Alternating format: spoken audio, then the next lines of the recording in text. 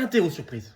Déterminer toutes les fonctions continues de R vers R telles que, pour tout x et y dans les réels, nous avons f de x plus y qui est égal à f de x plus f de y. Question de cours très classique de première année de classe préparatoire. Je pense même que c'est une des premières équations fonctionnelles que l'on peut rencontrer et je pense qu'il est très important de savoir maîtriser ce genre de résolution.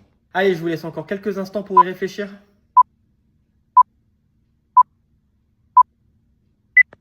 Donc voilà une résolution possible de cet exercice. Je pense que c'est vraiment important de savoir maîtriser cet exercice quand on est en première année de classe préparatoire et de bien connaître le résultat. Ici, ça va donner l'ensemble des fonctions linéaires. Pour établir ce résultat, on passe à travers une analyse synthèse. Je ne vais pas faire la synthèse parce qu'elle est assez triviale à faire.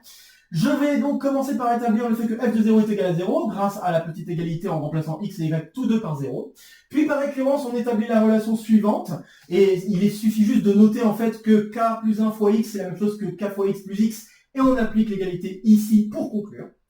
Ensuite, on établit le même genre de résultat pour k entier négatif et pour cela, on applique encore une fois la même relation avec x égale kx et y égale moins kx. Et notez bien que moins k est un entier naturel, donc vous pouvez appliquer le résultat qui est au-dessus.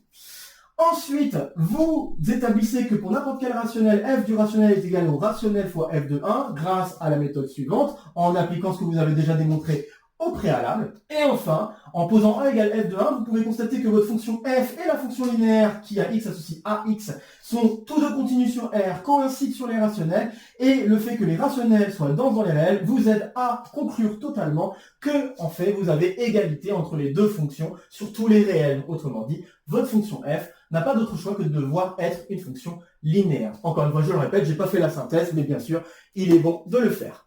Voilà tout.